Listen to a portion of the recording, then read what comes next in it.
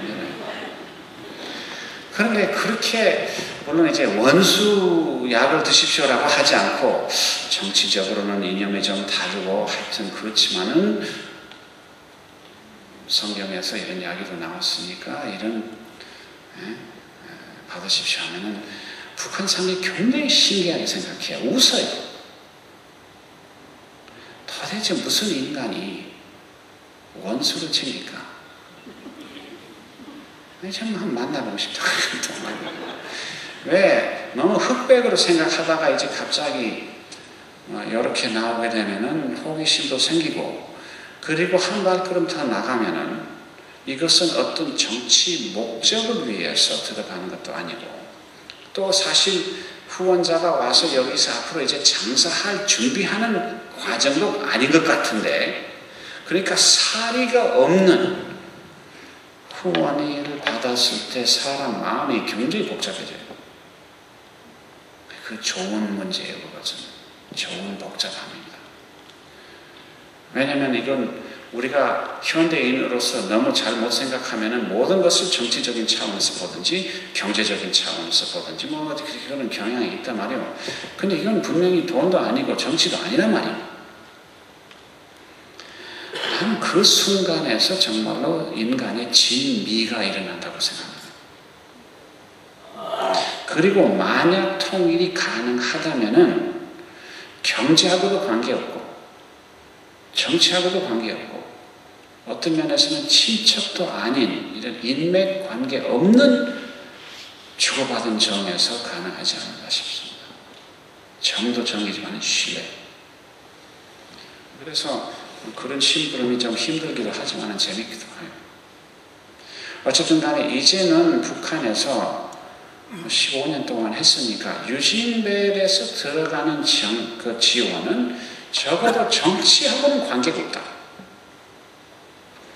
그러면은 이제 말하자면은 뭐 타국의 뭐 이제 긍정적이든 부정적이든 무슨 그 말하자면 국력하고 무슨 정책하고는 관계없는 것이기 때문에 안심하고 그만큼 신뢰하니까 뭐 이런 장면까지 가능하게 되죠. 우리 뭐 후원자 이름도 거기 써놓고 뭐 무슨 단체에서도 보냈다는 것도 써놓고 그리고 직접 이제 인사 감사의 말도 받을 수 있고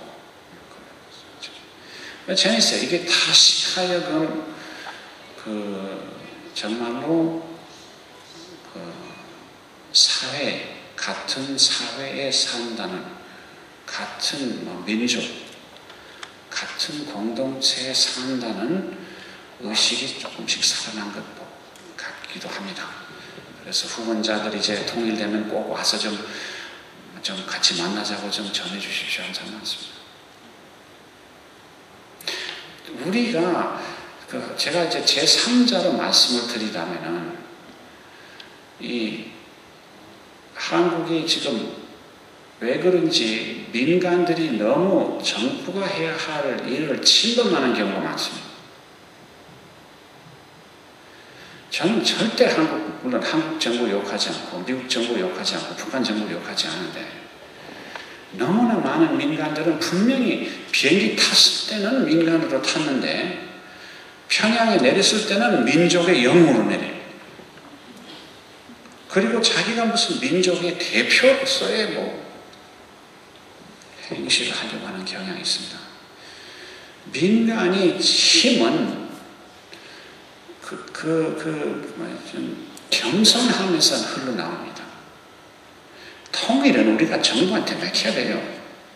우리가 어떻게 통일하겠습니다. 화해는 우리가 할 수가 있는데 통일은 어떻게 민간이 하겠다는 말이에요. 그 오히려 방해됩니다. 그렇게 할 때는. 그래서 민간들이 갔을 때는 물론 이제 한국인이고 미국인이면은 일단 사람은 자기 사회에 충성도 하면서 원수한테 내 손을 내버칠 수 있는 게 민간의 힘이죠. 그러나 자기 사회 씩씩 욕하면서 거기 가서 달라붙으려고 그러면은 이건 통일에 걸림돌밖에 안 됩니다. 암만 마음에서 무슨 뜻이 있다고 봐도. 그래서 오히려 그렇게 한 사람들은 북쪽에서 안 믿어요. 미국 교수 한 사람이 몇 년 전에 전화 걸어가지고 린튼 박사 나도 한번 북한 가고 싶은데 좀 같이 가자 그래요. 미국 사람에게. 근데 이분이 이제 그 박정희 시대 때 가서 뭐 한국에서 외국인이지만 데모도 하고 좀 말씀이 됐던 사람이거든요. 그래서 내가 북한 대사한테 전화 걸어가지고 당신이 이 사람은 아마 저보다 훨씬 더 좋아하실 거예요. 왜냐면은 남쪽에서 무슨 뭐 데모도 반정부 데모도 한 이런 좀 좌익 인사인데 가고 싶으시다 그러는데 나보고 부탁했는데 어떻게 했으면 좋겠냐. 왜냐면 저는 절대 그런 거 안 하거든요. 어떻게 손님으로서 외국인인데 뭐 4대째 됐지만 좀 너무 오래된 손님이지만 어쨌든 남의 나라에 무슨 뭐 내부 간섭하면 안 되거든요.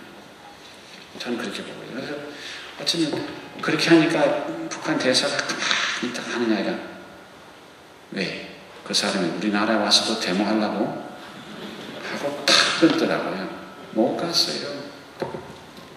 사상은 얼마나 가까웠는지도 모르지만은 말하자면은 그때 당시는 그 80년대에 있었던 이야기인데 그때 당시는 북한하고 남한 사이가 가장 악화될 때도 그런데 외국인으로서 한국 대통령을 욕할 수 있으면 분명히 북한 대통령도 욕할 수 있지 않겠냐 그런 사고방식이었거든요. 거기서 내가 많이 배웠어요. 맞아요. 민간은 특히 남의 나라에서는 손님 그리고 죄송하지만은 교포들이나 한국 사람들이 북한 갔어도 사실 손님이에요. 손님이죠. 그래서 교양 있게 손님으로 행실을 하면 이런 자선사업 같은 좀 일을 하기가 더 쉽죠. 강의가 너무 길어지네요. 또 질문 있으세요? 네. 지금도 외부 세계와 모든 정보 관계가 두절된 상태에서 쉽게 말하자면 북한 주민들이 우물한 개구리와 마찬가지로 세상을 모르고 살고 있지 않느냐.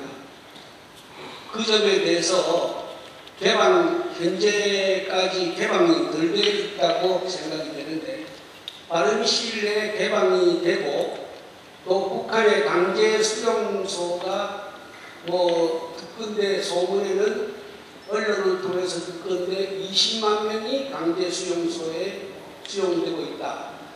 그럼 왜 강제 수용소에 사람들이 수용되어 있는지 무슨 이유로 그런 그 문제도 빠른 시일 내에 해결이 됨으로 해서 남북 통일이 빨리 실현되지 않을까 이렇게 생각이 되는데요. 외부와 전면 방송 시설이라는 남한에 세계에 돌아가는 모든 정세를 북한 국민들이 모르고 있지 않느냐. 그 문제를 빠른 시일 내에 해결할 수 있는 방법이 없겠느냐. 그렇게 생각이 됩니다. 그래서 질문은 무엇이죠? 빨리 통일을 하려면 북한 주민들이 외부 세계를 알게 할 수 있는 길이 제일 빠르지 않겠느냐. 그렇게 생각이 됩니다. 네, 질문은 아니신데 제가 답을 드리겠습니다. 사실 북한이 제가 1979년에 갔을 때 한 운전수가 저도 그때 학생이었어요. 대학원 학생이었는데 한 운전수가 살짝 이렇게 와가지고 아주 조심조심하게 질문을 했습니다. 저한테. 그 학생이 진실한 질문이었어요. 평양에서 해가 떴을 때 서울에도 뜹니까? 재밌는 질문이죠. 그분한테는 서울이 땅끝까지였어요. 그리고 박연폭포에서 그 질문을 했단 말이에요. 서울이 50km도 아니고.